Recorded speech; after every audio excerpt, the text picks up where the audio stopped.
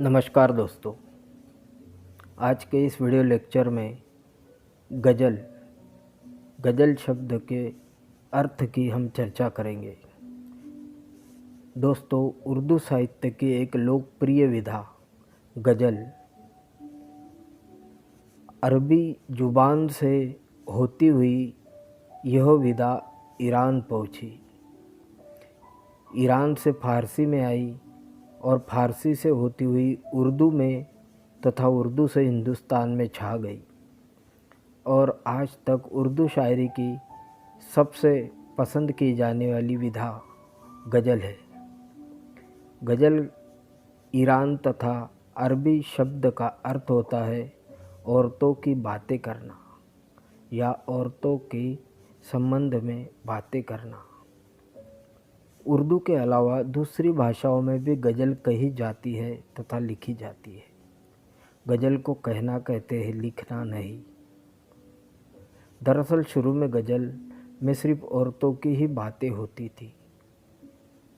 अरबी शब्द गज़ल का अर्थ नारियों से प्रेम की बात करना है।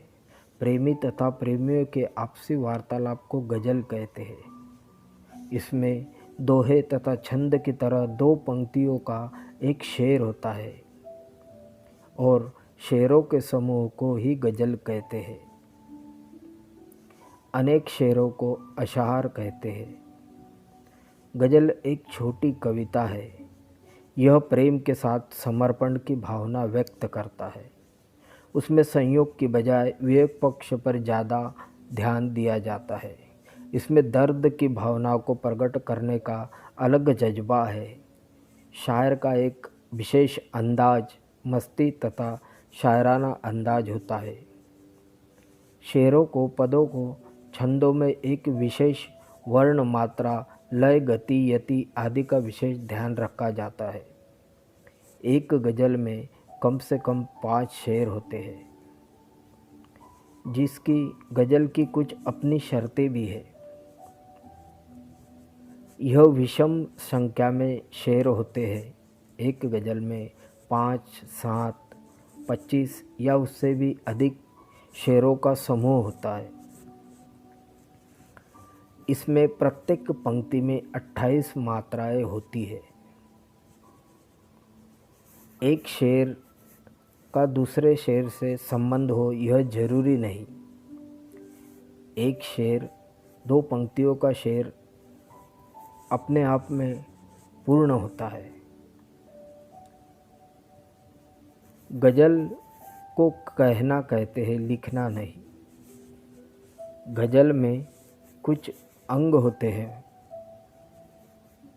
जैसे कि शेर, मतला, मक्ता, मिसरा, रदीफ, काफिया। इनका होना एक गज़ल के अंदर महत्वपूर्ण तत्व के रूप में होता है। शेर 2 पदों से मिलकर या 2 पंक्तियों को मिलाकर शेर बनता है।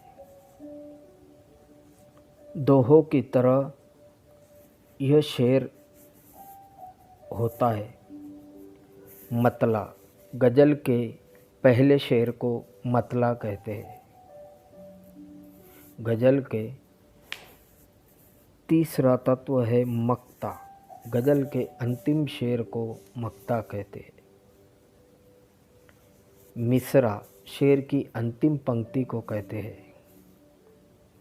रदीफ, शेर में जो शब्द दोहराए जाते हैं, बार बार रिपीट होते हैं, यह मिसरे के अंत में आते हैं, इन्हें रदीफ कहते हैं। काफिया, गज़ल के शेरों में रदीफ से पहले आने वाले शब्द को काफिया कहते हैं। काफिया जो तुकांत शब्द होते हैं उन्हें काफिया कहते हैं।